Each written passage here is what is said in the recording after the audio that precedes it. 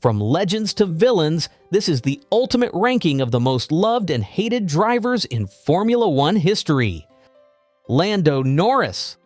Let's start with Formula One's current fan favorite, Lando Norris. If there's one driver who's mastered the art of winning hearts both on and off the track, it's this McLaren superstar. But what makes Lando so universally adored? First, his journey to Formula One reads like a fairy tale. Signed as a junior driver in 2017, Norris worked his way up through the ranks.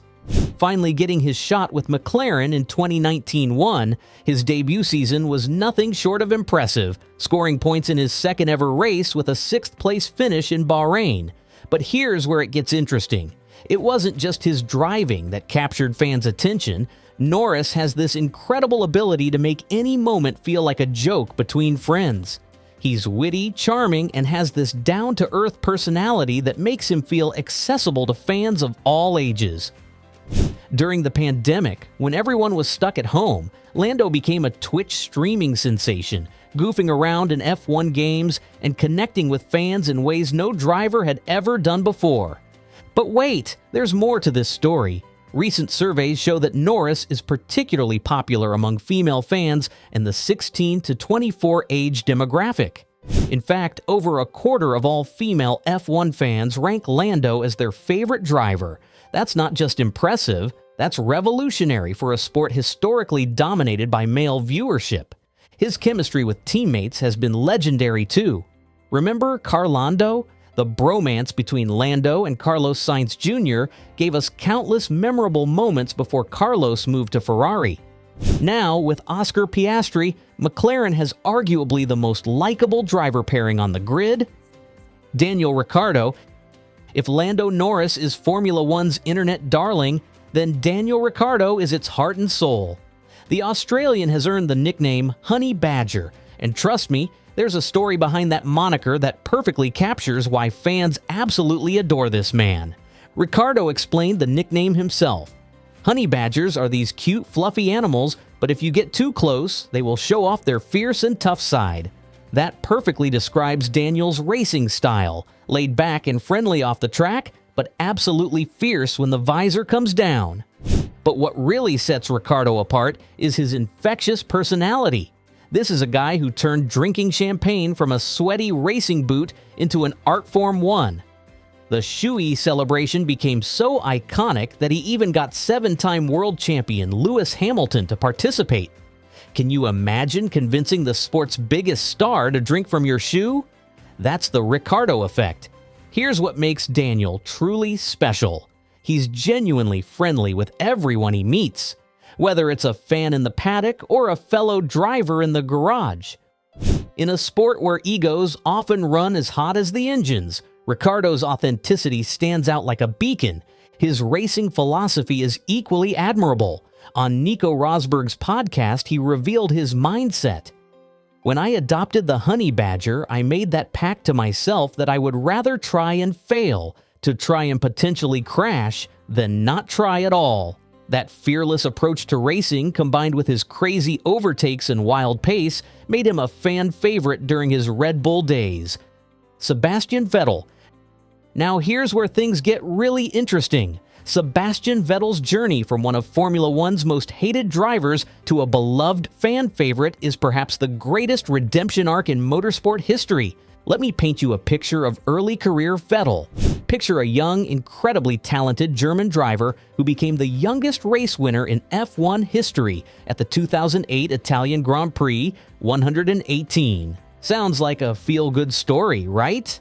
Wrong. By 2010, when he became the youngest world champion ever, a record he still holds today, Vettel had already made some serious enemies. McLaren team principal Martin Whitmarsh called him a crash kid because of his erratic driving style. Other drivers voiced their disapproval of what they saw as dangerous and reckless behavior. But the moment that really turned fans against him came during the 2013 Malaysian Grand Prix, the infamous Multi-21 incident. Picture this: Vettel is running behind his teammate Mark Webber, both holding the top 2 positions. Red Bull gave the order Multi-21, which meant maintaining position, Vettel second, Webber first. But Sebastian had other plans. He aggressively challenged Webber during the final laps, eventually overtaking him to win the race. The aftermath was explosive. Webber was furious, the Red Bull team was livid, and fans were calling Vettel selfish and insecure. But here's the twist that made it even worse. When Webber revealed that Red Bull received a threatening letter from Vettel's lawyer claiming the team orders were a breach of contract, it made Sebastian look absolutely terrible. So how did this villain become a hero? Simple. He started losing. After winning his fourth consecutive championship in 2013, Vettel moved to Ferrari, expecting them to be the next dominant team. Instead, Mercedes took over, and suddenly the unstoppable champion became the underdog everyone was rooting for. The transformation was remarkable. When Vettel managed to steal a victory from Mercedes at the 2015 Malaysian Grand Prix, he received a standing ovation from fans. The same people who once booed him were now cheering for him to succeed. Why? Because everyone loves an underdog story, and Vettel's struggle to win another championship with Ferrari made him human in his fans' eyes. When he finally retired after the 2022 Abu Dhabi Grand Prix, the entire F1 community sent him off as a beloved veteran. Drivers who grew up watching him gave him a fitting farewell, proving that time really does heal all wounds, especially when you show humility in defeat. Nikita Mazepin. If you're looking for the most universally despised driver in Formula One history, look no further than Nikita Mazepin. This isn't even a competition. Mazepin achieved legendary status for all the wrong reasons before he even completed a full season. Let's start with how he got to F1, because that's where the hatred began. Mazepin's father, Dmitry, has a reported net worth of over $2.4 billion. When the struggling Haas F1 team was desperately looking for financial backing, Papa Mazepin swooped in with a multi-year title sponsorship deal through his company, Uralkali, in exchange for giving his son a seat. Now, pay drivers aren't exactly new in Formula One, but Mazepin took the controversy to a whole new level. Before the season even began, he posted an Instagram story that showed him appearing to inappropriately touch a woman. After the backlash, he wiped his social media clean and offered what fans called a half-baked apology. But the real nightmare began when he actually got on track. His debut race, he crashed out on the first lap. Absolutely embarrassing. His performances were so consistently poor that he made other drivers genuinely angry. Sergio Perez called him an idiot after Mazepin turned into him during a race in Portugal. Even his own teammate, Mick Schumacher, had choice words for the Russian driver. Here's the truly damning statistic. By the end of the 2021 season, Mazepin finished 21st in a championship where there are only 20 drivers per race. Think about that for a moment. He was so bad that drivers who didn't even complete the full season scored more points than him. Thankfully for everyone involved, the Russian invasion of Ukraine provided Haas with the perfect excuse to drop Mazepin and cut all ties with his father's company. The F1 community collectively sighed in relief when it was announced that we'd never have to witness the Mazepin chaos again. Lance Stroll. While Mazepin might hold the historical record for being hated, Lance Stroll has built a remarkable career as Formula One's most consistently despised active driver. And unlike Mazepin, whose hatred was universal, Stroll's situation is more complex and arguably more frustrating for fans. Let me break down the Lance Stroll story, because it's a masterclass in how money can buy you a seat but can't buy you respect. Stroll entered F1 in 2017 with Williams, and immediately people were confused about why an 18-year-old with limited junior experience was getting a prime seat. Then it came out that his father had paid the team no less than $80 million for Lance to drive. His early performances were rough. His first 3 races included a crash in practice, getting spun into gravel by Sergio Perez, and being taken out by Carlos Sainz Jr. Not exactly the start you'd hope for after an $80 million investment, but here's where the Stroll story gets truly outrageous. His father didn't just sponsor a team, he bought one. When Force India was struggling financially in 2018, Lawrence Stroll led a group of investors to purchase the team, and suddenly Lance had a starring role alongside Sergio Perez. The most frustrating part for fans is that Stroll has shown occasional flashes of competence. He's managed a few podiums, and some respected figures like Toto Wolff have defended him. But then he'll do something like crash into Daniel Ricciardo in China and try to blame the beloved Australian. Even the famously friendly Ricciardo lost his temper, saying, "I'm doing my best not to say what I want to, but F that guy." Recent surveys consistently show Stroll as the most hated current driver, often garnering over 70% of votes in head-to-head matchups. His attitude and sense of entitlement, combined with questionable driving standards like his infamous Brazil formation lap disaster, where he bleached his car in a gravel trap while ignoring available tarmac, continue to fuel fan frustration. What makes Stroll's situation particularly galling for fans is the opportunity cost. Every season he occupies a seat, that's potentially keeping a more talented, deserving driver out of Formula One. In a sport where seats are incredibly limited and precious, that's an unforgivable sin in many fans' eyes. But after the fan favorites come the real showstoppers, Formula One's historical villains, the legends we love to hate. Michael Schumacher. You might be surprised to see Michael Schumacher on a list of hated drivers, given that he's widely regarded as one of the greatest of all time. But here's the thing about greatness. Sometimes it comes with a dark side that fans can't forgive. Schumacher's reputation for questionable sportsmanship is legendary. The 1994 collision with Damon Hill at the Australian Grand Prix, where many believe he deliberately crashed to secure the championship. The 1997 attempt to take out Jacques Villeneuve at Jerez, which resulted in his disqualification from the entire championship. And who could forget the 2006 Monaco qualifying session where he conveniently parked his car to bring out yellow flags and prevent Fernando Alonso from improving his lap time. These incidents created a lasting divide in the F1 community. Schumacher supporters argue that his win-at-all-costs mentality is what separated him from merely good drivers. Critics counter that his willingness to cross ethical lines tainted his achievements and set a dangerous precedent for future generations. Nelson Piquet.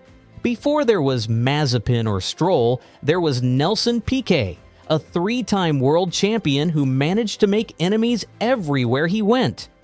Piquet was known for his practical jokes on fellow drivers, but these often crossed the line into outright cruelty. His rough behavior both on and off the circuit was legendary. He disparagingly called fellow Brazilian Ayrton Senna the São Paulo taxi driver. His explosive temper was on full display at the 1982 German Grand Prix when he physically attacked Eliseo Salazar after their collision. Piquet represents that old-school mentality where aggression and intimidation were seen as legitimate racing tactics. Buckle up as we dive into the polarizing figures of Formula One, the icons fans either worship or wish off the grid. Lewis Hamilton. Lewis Hamilton presents perhaps the most interesting case study in Formula One fan opinion. He's simultaneously one of the most loved and most hated drivers on the grid, depending on who you ask. Hamilton's supporters point to his incredible achievements: 7 world championships, over 100 race wins, and his role as a pioneer for diversity in motorsport. His activism and willingness to speak out on social issues have earned him respect far beyond the racing world, but his detractors often label him as arrogant. Critics point to incidents throughout his career where they perceive him as entitled or dismissive of competitors. The 2007 spying scandal at McLaren, various on-track controversies, and his sometimes polarizing social media presence have all contributed to this perception. What's fascinating is how opinion of Hamilton varies dramatically by demographics. He's most popular among fans aged 45 and older, while younger fans often gravitate toward drivers like Norris or Verstappen. This generational divide tells us a lot about how F1 fandom is evolving. Max Verstappen, current world champion. Max Verstappen represents an interesting contradiction in modern F1. Survey data shows him as the overall most popular driver globally. Yet he also generates significant hatred from certain fan segments. Verstappen's aggressive driving style and uncompromising attitude have drawn comparisons to champions like Schumacher and Senna. His dominance in recent seasons has led to the same phenomenon we've seen before: success breeding resentment. The boring nature of his wins has turned some fans against him, despite his undeniable talent. His popularity varies significantly by age group and geography. He's particularly beloved in the Netherlands and has strong support in the US and Japan. However, his matter-of-fact personality and sometimes blunt comments have rubbed some fans the wrong way. What's truly fascinating about Formula One fandom is how dramatically opinions can change over time. We've seen this most clearly with Sebastian Vettel's transformation from villain to hero, but it's a pattern that repeats throughout the sport's history. Take Fernando Alonso, for example. Early in his career, he was seen as arrogant and difficult. His tumultuous relationship with Lewis Hamilton at McLaren in 2007 certainly didn't help his image, but as he's gotten older and shown more personality, fan opinion has gradually shifted. His loyalty to struggling teams and his obvious passion for racing have earned him respect, even from former critics. The rise of social media has completely changed how drivers interact with fans. Lando Norris's popularity is largely built on his online presence and streaming activities. He's shown that modern F1 drivers need to be entertainers as much as racers. This has created opportunities for drivers to build fan bases independently of their on-track success. This creates opportunities for drivers who might not be championship contenders to still build massive fan followings through other means. At the same time, the intense scrutiny of modern media means that reputations can be destroyed faster than ever before. One poorly timed comment or controversial incident can turn a beloved figure into a villain overnight. The drivers who succeed in this environment will be those who remain authentic while understanding the weight of their platform. The future of F1 fandom will be shaped as much by off-track presence as on-track results. In this era of constant content and instant feedback, fans crave connection and authenticity. Drivers like Lando Norris and Alex Albon have already shown how social media savvy and relatability can create loyal followings that rival even world champions. With platforms like YouTube, Twitch, and TikTok becoming part of the F1 ecosystem, the next generation of stars will need to balance speed with personality. As the line between sport and entertainment continues to blur, those who master both will define the next era of Formula One fame. Formula One's greatest gift to fans isn't just the racing, it's the endless drama and personality conflicts that keep us engaged long after the checkered flag falls. From Lando Norris's infectious personality to Lance Stroll's tone-deaf entitlement, from Daniel Ricciardo's beloved shoey celebrations to Nikita Mazepin's universally despised antics, these drivers give us reasons to cheer, boo, and everything in between. The beauty of this sport lies in its ability to create these emotional connections. We don't just watch races, we invest in storylines, root for underdogs, and celebrate the downfall of villains. Sebastian Vettel's redemption arc proves that even the most hated drivers can win back hearts through humility and authenticity. Meanwhile, the continued criticism of drivers like Lance Stroll shows that some bridges, once burned, are nearly impossible to rebuild. As we look toward the future of Formula One, one thing remains certain. As long as there are personalities behind those helmet visors, there will be fans ready to love them or hate them with equal passion. Because in the end, that's what makes Formula One more than just a sport. It's human drama played out at 200 miles per hour. And we're all here for every thrilling, controversial, heartbreaking moment of it. The drivers may change, the cars may evolve, but the fundamental truth remains. Formula One will always be about the people brave enough to risk everything for glory, and the fans passionate enough to care about every detail of their journey. Whether you're cheering for the heroes or booing the villains, you're part of what makes this sport truly special. So what are your thoughts on this? Let us know in the comments below, and don't forget to like and subscribe for more such content.